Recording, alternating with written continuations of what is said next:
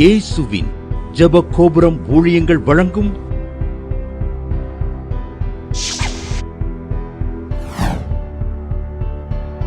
நம்பிக்கையிலே சந்தோஷமாயிருங்கள்.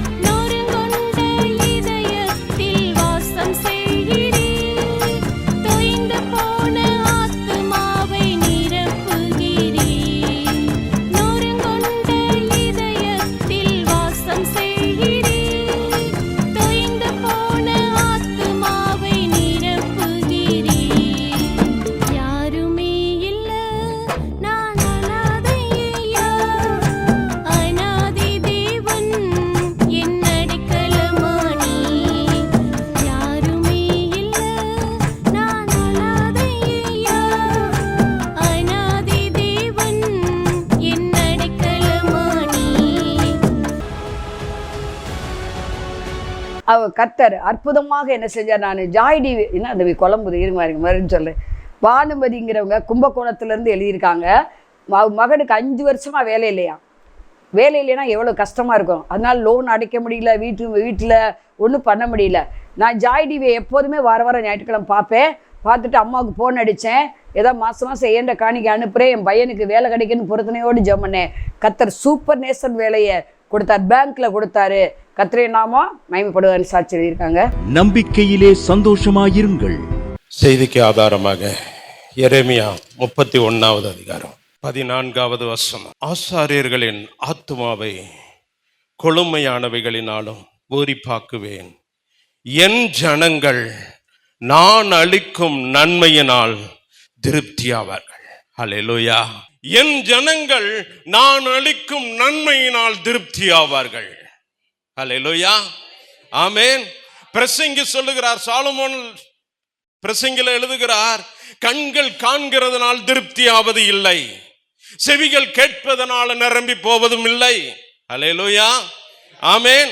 ஐஸ்வர்யவான் தன் ஐஸ்வர்யம் பெருத்ததுனால அவனுக்கு ஒரு திருப்தி வரப்போறதே இல்லை. அல்லேலூயா. திருப்தி எதுலையும் உண்டாகாது.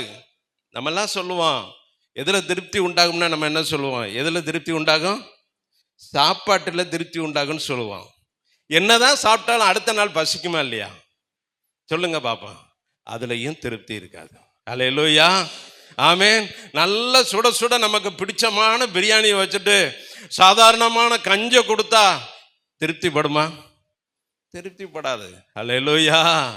ஆமென். நல்லா கவனிங்க. அப்பா சொல்லுகிறார், என் பிள்ளைகளுக்கு நான் அளிக்கும் நன்மை தான் திருப்தி அளிக்கும். ஆமென். என்னுடைய நன்மை தான் திருப்தி அளிக்கும். அல்லேலூயா. எல்லாருக்கும் தெரிந்த வேத பகுதி வாசிப்போமா? சங்கீதம் 23வது அதிகாரம் 3வது வசனம். அவர் என் ஆத்துமாவை தேற்றி தம்முடைய நாமத்தின் நிமித்தம் என்னை நீதியின் பாதைகளில் நடத்துகிறார். அல்லேலூயா. ஆமென். முதலாவது அப்பா நமக்கு கொடுக்கிற நன்மை என்ன தெரியுமா? நம்மளை தேற்றுகிறார். அல்லேலூயா. ஆமென். நல்லா கவனிங்க. நான் உன் கூட இருக்கேன்பான்னு நம்மளை தட்டி கொடுத்து தேற்றுகிறார்னா அவரை போல நல்ல தெய்வம் வேறு ஒருவரும் இல்லை. அல்லேலூயா. ஆமென். நம்மளுடைய பெரிய கிருபை என்ன தெரியுமா? கர்த்தரை தெய்வமாக கொண்ட ஜனம். ஆமென். நீங்களும் நானும் ஒரு பாக்கியம் உள்ள ஜனம். ஹல்லேலூயா, ஹல்லேலூயா. நல்லா கவனிங்க. இந்த அதிகாரத்துல தான் கடைசி வசனத்துல சொல்றாரு, என் ஜீவனுள்ள நாளெல்லாம் நன்மையும் கிருபையும் என்னை தொடரும். ஹல்லேலூயா, ஆமென். நன்மையும் கிருபையும் பிள்ளைகளுடைய வாழ்க்கையில தொடர வேண்டுமானா அவர் நம்முடைய மெய்ப்பராக இருக்கணும்.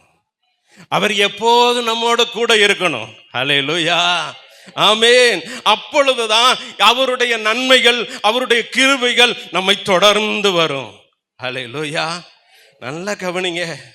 எகிப்திலிருந்து இஸ்ரவேல் ஜனங்களை மீட்டு கொண்டு வந்தாரு. அப்பாவுடைய பெரிய தயவு இரக்கத்தினால, எப்பா நீ அடிமைத்தனத்தில் இருக்கக்கூடாதுப்பா, நான் உனக்கு காண்பிக்கிற தேசத்துக்கு போன்னு சொல்லி ஆபிரகாம் அழைத்த மாதிரி மோசேட்ட பேசி அப்படியே ஜனங்களை விடுவித்து கொண்டு வந்தாரு. வரும்போது பாருங்க, நல்லா தான் வந்தாங்க. அவங்களுக்கு ஒரு நன்மையும் குறைவில்லை.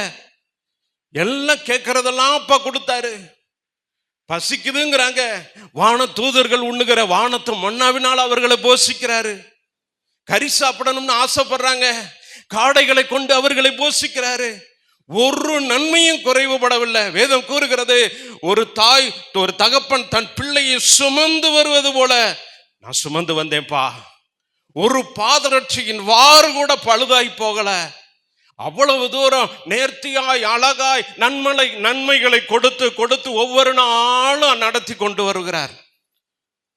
எத்தனைதான் நன்மைகளை பெற்றாலும், எத்தனைதான் நன்மைகளை பெற்றாலும், எத்தனைதான் அதிசயங்களை பார்த்தாலும், எத்தனைதான் அற்புதங்களை பார்த்தாலும், இவருடைய வாழ்க்கையில சின்ன சின்ன காரியம் வந்த உடனே தடுமாற்றம் வர ஆரம்பிக்குது, முறுமுறுக்க ஆரம்பிக்கிறாங்க.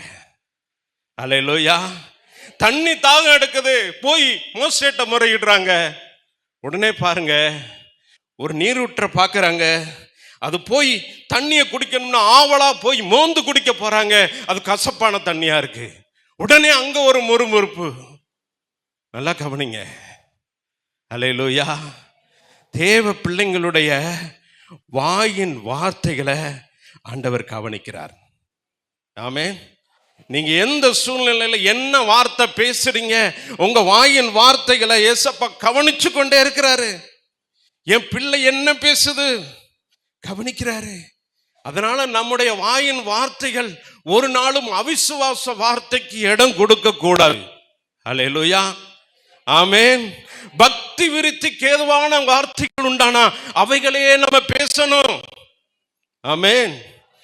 அதான் தாவீது அழகா சொல்றாரு, அவர் என்னுடைய மெய்ப்பராய் இருக்கிறார், அவர் என்னோடு கூட இருக்கிறார், அவர் என் ஆத்மாவை தேற்றுகிறார், என்னை நீதியின் பாதையில என்னை நடத்துகிறார். எனக்கு மரண இருளின் பள்ளத்தாக்கு வந்தாலும் ஒரு நாளும் பொல்லாப்புக்கு நான் பயப்படேன். அல்லேலூயா. ஏன் பொல்லாப்புக்கு பயம் இல்ல? தேவரீர் என்னோட கூட இருக்கிறீர். சொல்லுவோமா? எல்லாரும் சொல்லுவோமா?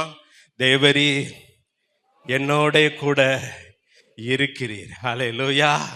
இயேசப்பா நம்மோடு கூட இருக்கிறாருங்கிற உணர்வு நமக்கு ஒவ்வொரு நேரமும் வந்தாகணும். அல்லேலூயா, ஆமென். மோசேயை பார்த்து அப்பா சொன்னாரு, எப்பா நான் உன்னோட கூட இருந்து செய்யும் காரியம் பயங்கரமா இருக்கும். உன்னோட கூட இருந்து செய்யும் காரியம் பயங்கரமா இருக்கும். மோசேயை அழைத்தார். யாத்திராகமம் 4வது அதிகாரத்துல பார்க்கிறோம், ஒரு முச்செடியின் நடுவில் ஆண்டவர் தரிசனமாகிறார். பேரை சொல்லி அழைக்கிறாரு. பேரை சொல்லி அழைத்தது மாத்திரம் இல்லாம அவருடைய தரிசனத்தை காட்டுகிறார். அப்பா நீ போய் நிக்கணும், பார்வோனுக்கு முன்பாக நிக்கணும், என் ஜனங்களுடைய உபத்திரவத்தை பார்த்தேன், அவங்களை மீட்டு கொண்டு வரணும், எல்லாத்தையும் சொல்றாரு. சொன்ன பிறகு எப்பா எனக்கு ஒரு அடையாளம் கொடுங்க, அடையாளத்தையும் காட்டுகிறார். ஒரு அற்புதத்தையும் அதிசயத்தையும் காட்டுகிறார்.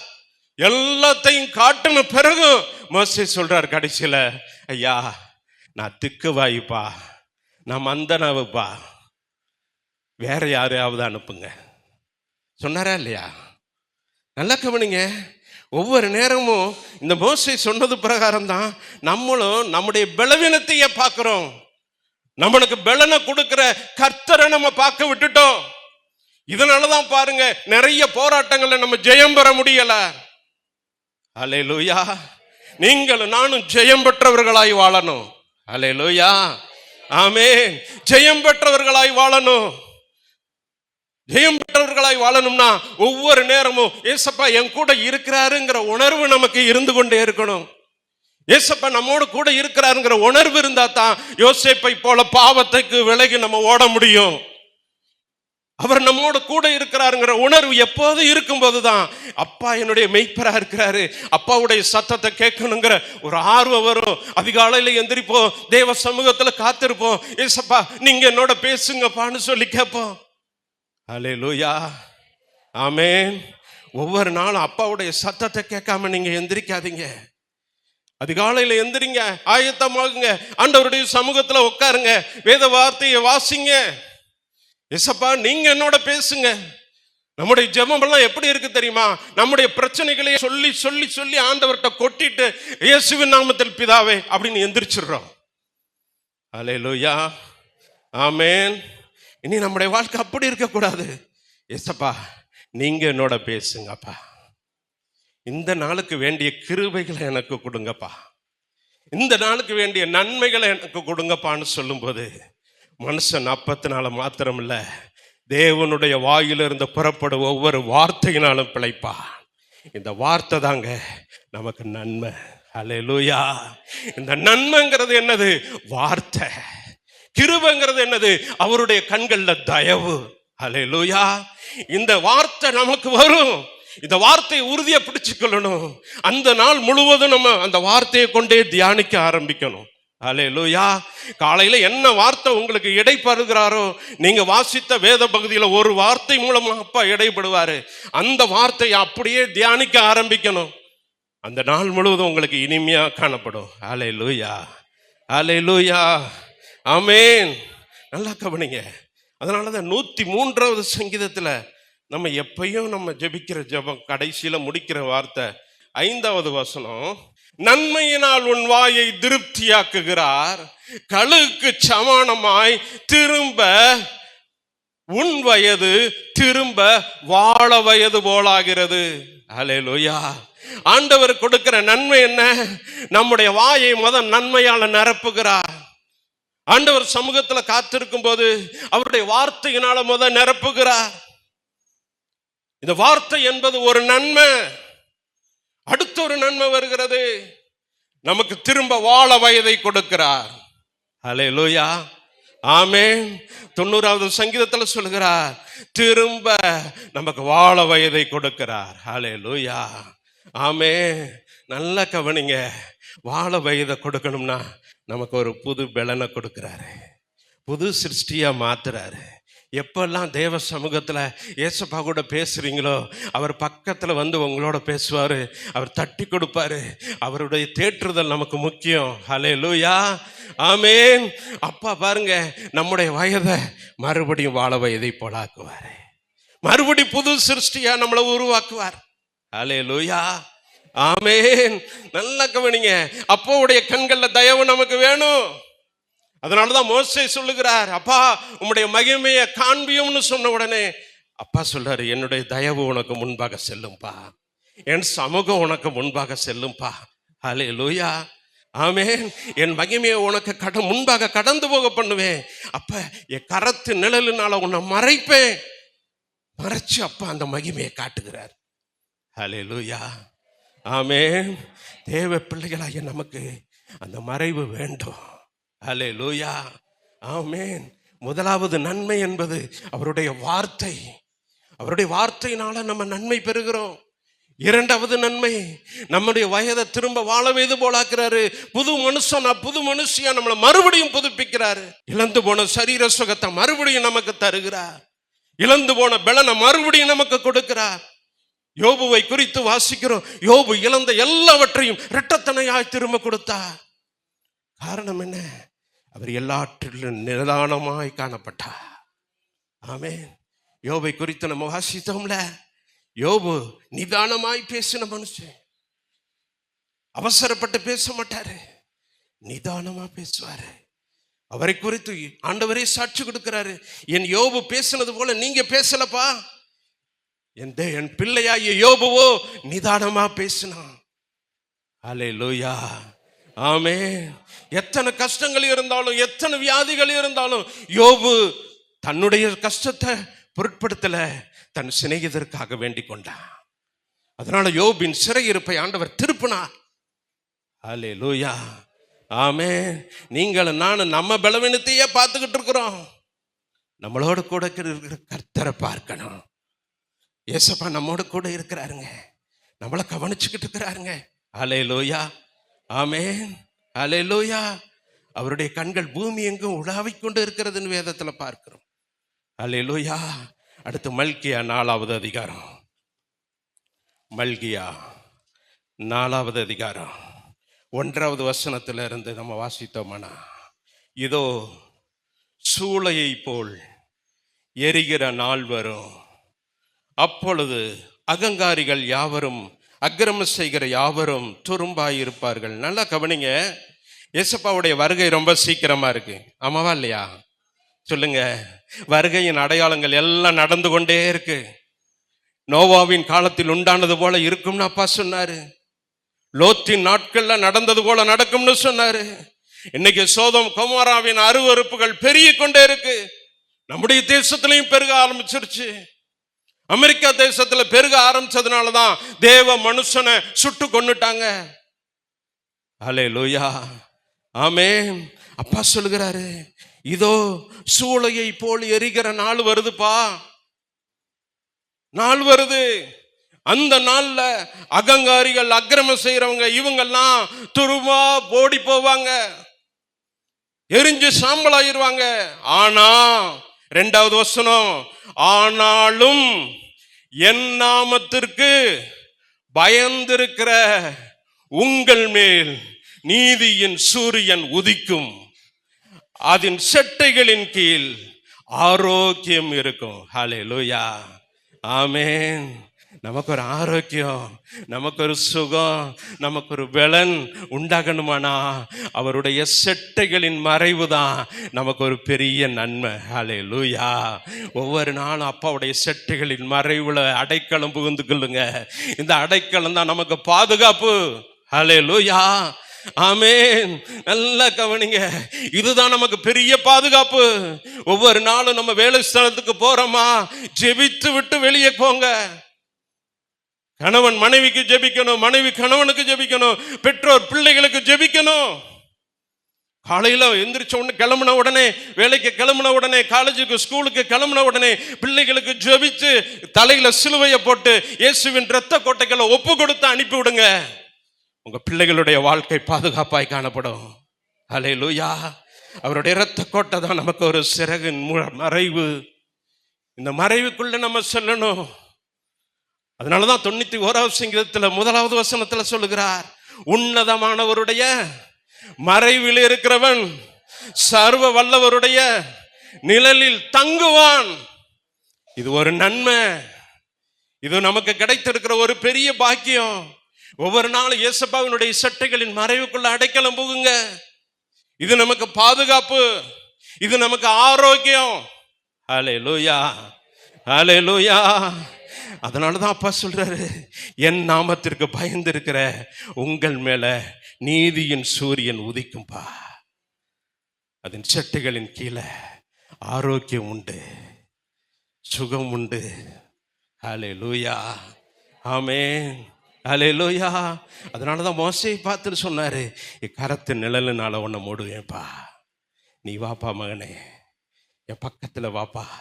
இந்த கண்மலையின் வெடிப்புல, இந்த சிலுவையில நான் காயப்பட்ட இந்த பிளவுகளின் மத்தியில நீ அடைக்கலம் புகுந்து கொள்ளுப்பா. இந்த பலவீனங்கள்லாம் எனக்கு தெரியும்ப்பா, உன் பலவீனம்லாம் எனக்கு தெரியும். அதனாலதான் எபிரேயர் 4வது அதிகாரம் 15வது வசனம், நம்முடைய பலவீனங்களை குறித்து பரிதபிக்க கூடாத பிரதான ஆசாரியர் நமக்கிராமல் எல்லா விதத்திலும் நம்மை போல சோதிக்கப்பட்டும் பாவம் இல்லாதிருக்கிற பிரதான ஆசாரியரே நமக்கு இருக்கிறார். ஹல்லேலூயா. ஆமென். நம்முடைய அப்பா என்ன? நம்முடைய அப்பா எப்படிப்பட்டவர்? அவர் பரிசுத்தம் உள்ள தெய்வம். ஹல்லேலூயா. அவர் பாவம் இல்லாத பிரதான ஆசாரியர். ஆமென். ஹல்லேலூயா. உங்களுக்காகவும் எனக்காகவும் எப்போதும் பிதாவின் இடத்துல பரிந்து பேசுகிற தெய்வம் நம்முடைய அப்பா. ஹல்லேலூயா. ஆமே. நமக்கு ஜெபிக்க தெரியாது, நம்ம என்ன கேட்கணும்னு தெரியாது, எப்படி கேட்கணும்னு தெரியாது. நமக்காக ஆவியானவர் பரிந்து பேசுகிறவர், நமக்காக பிதாவின் இடத்துல வாக்கு கடங்கா பெருமூச்சுகளோடு வேண்டுதல் செய்கிறவரும் அவர்தான். ஹல்லேலூயா. ஆமேன். ஆதலால் நாம் இரக்கத்தை பெறவும் ஏற்ற சமயத்தில் சகாயம் செய்யும் கிருபையை அடையவும் தைரியமாய் கிருபாசன தண்டையில சேருவோம், அவருடைய செட்டைகளின் மறைவுல சேருவோம். ஹல்லேலூயா. கிருபாசனம் என்பது செட்டைகளின் மறைவு. ஹல்லேலூயா. ஒரு உடன்படிக்கை பெட்டி வைக்கப்பட்ட ஒரு ஸ்தலம். உடன்படிக்கை பெட்டிக்கு மேன்பாக கேருபீன்களும் சேராபீன்களும் தங்களுடைய செட்டைகளை விரித்து பறந்த இடம். ஹல்லேலூயா. ஆண்டவரை துதித்து ஆராதித்த இடம். அதுதான் அந்த கிருபாசனம் வைக்கப்பட்ட ஒரு இடம். ஹல்லேலூயா. ஆமேன். உங்களுக்கும் எனக்கும் ஒரு நன்மைகள் அங்கு உண்டு. நம் செட்டைகளின் மறைவுல அந்த நன்மைகள் உண்டு. ஹல்லேலூயா. ஆமேன். அதனால நம்ம இரக்கத்தை பெறணும், சகாயம் செய்யும் கிருபை அடையணும்னா தைரியமாய், அப்பா உங்க பிள்ளை நான் வந்திருக்கிறேன்ப்பா. எசப்பட்ட சொல்லணும், உங்க பிள்ளை நான் வந்திருக்கிறேன்ப்பா, என்ன தப்பு செஞ்சாலும் என்ன மன்னிங்கப்பா. அந்த இளையகுமாரன் கேட்டான் பாத்தீங்களா? இளையகுமாரன் மனசுக்குள்ளேயே யோசிச்சுட்டு போனா, என் தகப்பன்ட்ட போவே, என் தகப்பன்ட்ட போய் சொல்லுவே, பரத்துக்கு விரோதமாகவும் உமக்கு விரோதமாக நான் பாவம் செஞ்சேன்னு சொல்லி அறிக்கை இடுவேன். நான் உங்க பிள்ளையா கூட இல்ல, உங்க வேலைக்காரரில் ஒருவனா கூட என்ன வச்சுக்கோங்கன்னு சொல்லுவேன். வேலைக்காரனை போலயா நடத்தினாரு? ஹல்லேலூயா. தகப்பன் எந்த ஸ்தானத்துல பிள்ளை மறுபடியும் மனம் திரும்பி வருகிறானோ, இவர் ஓடுகிறார், ஓடி போய் கட்டி அணைக்கிறார், முத்தமிடுகிறார், அவனுக்கு ஒரு விருந்து வைக்கிறார், மறுபடியும் அவனுடைய இழந்த ஸ்தானத்தை மறுபடி திரும்ப தருகிறார். ஹல்லேலூயா. ஆமேன். நீங்களும் நானும் ஆராதிக்கிற அப்பா ஒரு அன்புள்ள தெய்வம், நம்மளை நேசிக்கிற ஒரு தகப்பன். ஹல்லேலூயா. ஆமேன். அதனாலதான் வேதம் கூறுகிறது, நன்மையான எந்த ஈவும் பூரணமான எந்த வரமும் பரத்திலிருந்து உண்டாகி ஜோதிகளின் பிதாவினிடத்திலிருந்து இறங்கி வருகிறது. இந்த நன்மையை நம்ம சுதந்தரிக்கணுங்க, இந்த கிருபையை நம்ம சுதந்தரிக்கணும். இவைகள் தான் நம்மளோட வாழ்க்கையில பின் தொடர்ந்து கொண்டே இருக்கணும். நீங்க சேர்த்து வச்ச சொத்துக்கள் உங்களை தொடர்ந்து வராது, நீங்க சேர்த்து வச்ச ஃப்ரெண்ட்ஷிப் உங்களை தொடர்ந்து வராது, நீங்க சேர்த்து வச்சிருக்கிற பேரு புகழ் இது உங்களை தொடர்ந்து வராது. நம்முடைய தொடர்ந்து வர்றது எது தெரியுமா? நன்மையும் கிருபையும் தான் நம்முடைய வாழ்க்கையில தொடர்ந்து வரும். ஹல்லேலூயா. ஆமென். நன்மையும் கிருபையும் நம்மளை தொடர்ந்து வரும். இந்த நன்மையினா என்னன்னு பார்த்தோம், ஆண்டவருடைய வார்த்தை தான் நன்மை, அவருடைய செட்டைகளின் மறைவு தான் நமக்கு நன்மை, ஒரு இளைப்பாறுதல் உள்ள ஜீவியம் தான் நமக்கு நன்மை.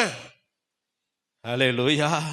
அப்பா சொல்றாரு, உலகம் கொடுக்கிறபடி இல்லப்பா, என்னுடைய சமாதானத்தை உங்களுக்கு நான் கொடுக்கிறேன். அது ஒரு பெரிய நன்மை. இந்த சமாதானம் எப்ப வரும்? அப்பா நம்மோடு கூட இருக்கும்போதுதான் வரும். அவருக்கு பயந்தவர்களுக்கு திட நம்பிக்கை உண்டு, அவர்களுக்கு சமாதானம் உண்டு. ஹல்லேலூயா. ஆமென். ஏசப்பா நம்மோடு கூட இருக்கிறாருங்கிற உணர்வு எப்போது இருந்து கொண்டே இருக்கணும். அவருக்கு பயப்படுகிற பயம் இருக்கணும். அதனாலதான் அப்பா வேதம் கூறுகிறது, மாம்சமாகிய திரையின் வழியாய் புதிதும் ஜீவனுமான மார்க்கத்தை நமக்கு உண்டு பண்ணினார். அவருடைய சரீரம் கல்வாரி சிலுவையில 2 கிழிக்கப்பட்டது. அப்பா சொல்றாரு, வாப்பா எனக்குள்ள வாப்பா, எனக்குள்ள வாப்பா, நானே வாசல், என் வாசல் வழியாய் உள்வன் உட்பிரவேசித்தால் உள்ளும் புறமும் மேய்ச்சலை கண்டு திருப்தி ஆவான். அதுதாங்க திருப்தி. அப்பாவுக்குள்ள போயிடணும். எசப்பா நீங்க எனக்கு போதும் எசப்பா, உங்க கிருபை எனக்கு போதும் எசப்பா, நீங்க கொடுக்கிற நன்மைகள் எனக்கு போதும் ஏசப்பா. அவருக்குள்ள போயிடணுங்க. ஒவ்வொரு நாளும் அப்பாவுக்குள்ள போய் பாருங்க, உங்கள் வாழ்க்கையை நன்மையால திருப்தியாக்குவார். நீங்கள் எதிர்பார்த்திருக்கிற நன்மைகள் உங்க வாழ்க்கையில நடக்கும், அற்புதங்கள் நடக்கும், அதிசயங்கள் நடக்கும். வேதம் கூறுகிறது, அவர் கிரகிக்க முடியாத காரியத்தை செய்கிற தெய்வம். ஹல்லேலூயா. யோபு 42வது அதிகாரம் 2வது வசனத்துல வாசித்தோம்ல, தேவரீ சகலத்தையும் செய்ய வல்லவர், நீர் செய்ய நினைத்தது தடைபடாத. ஹல்லேலூயா. அவர் சகலத்தையும் செய்கிற தெய்வம், நம்முடைய வாழ்க்கையில அற்புதத்தை செய்கிற தெய்வம். ஹல்லேலூயா. ஜெபிக்கும்படி எழுந்திருப்போமா? நான் அளிக்கும் நன்மையினால என் ஜனங்களை திருப்தியாக்க வேண்டும் நீங்க சொன்னீங்களப்பா. உங்களுடைய ஜனங்களை நன்மைகளால திருப்தியாக்குங்கப்பா. நன்மையும் கிருபையும் எங்க வாழ்க்கையில தொடரணுமேப்பா. எங்களுடைய குறைகளை மன்னிங்க, குற்றங்களை மன்னிங்கப்பா. உங்களை வேதனைப்படுத்தும் காரியங்களை மன்னிங்க டாடி, தயவா மன்னிங்கப்பா. நாங்கெல்லாம் உங்களுடைய ஜனங்கள்பா, நீ மனம் இறங்குங்கப்பா. நன்மையும் கிருபையும் எங்களுடைய வாழ்க்கையில தொடரும்படி கிருபை செய்யுங்கப்பா. இழந்து போன நன்மைகள் திரும்ப கிடைக்கட்டும் தகப்பனே. எதிர்பார்த்திருக்கிற நன்மைகள், தடைப்பட்ட நன்மைகள் நடக்கட்டும், குடும்பங்கள்ல நடக்கட்டும் ஐயா. கிருபை செய்யுங்கப்பா தகப்பனே. உமக்கு நன்றி சுவாமி. ஒவ்வொருவருடைய குடும்பத்திலும் நீர் பெரியவராயிருந்து, நீர் தலைவராயிருந்து ஒவ்வொரு குடும்பத்தையும் ஆளுகை செய்யுங்கப்பா. ஒவ்வொருவரின் கையின் பிரயாசங்களையும் ஆளுகை செய்யுங்கப்பா. ஒரு நாளும் பிள்ளைகளுடைய வாழ்க்கையில வீணான விரைய செலவு வரக்கூடாதுப்பா. ஒரு நாளும் விரைய செலவுகள் வரக்கூடாதுப்பா. ஒரு நாளும் அப்பா வீணான கண்ணீர் கவலைகள் வரக்கூடாதுப்பா. தகப்பனே, உம்முடைய செட்டைகளின் மறைவுல மூடிக்கொள்ளுங்க. நீர் அப்படி செய்ய போவதற்காக நன்றி செலுத்துகிறோம். ஒவ்வொருவரையும் உடைய பலத்தால் இடை கட்டினதற்காக நன்றி செலுத்துகிறோம். வார்த்தையோடு எங்களுக்கு பேசினதற்காக நன்றி செலுத்துகிறோம்.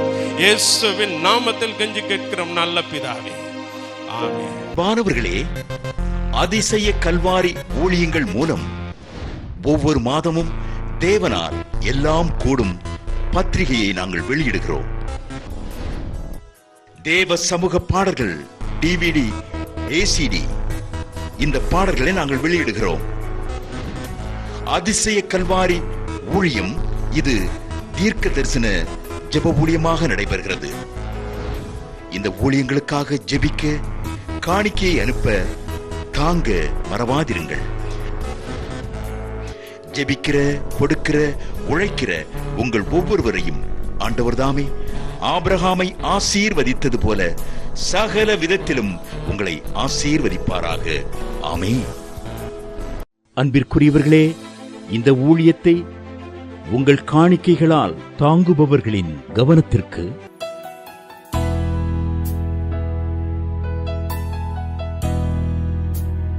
ஜிபே மூலமாகவும் நீங்கள் தாங்கும்படி உங்களை பட்சமாய் கேட்டுக்கொள்கிறோம். எங்களுடைய ஜிபே எண்ணானது 9439308550.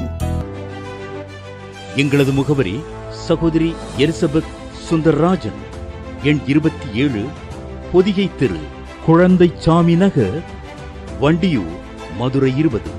செல்போன் எண்கள் 9487177765 9095328172 மற்றும் 9443930850.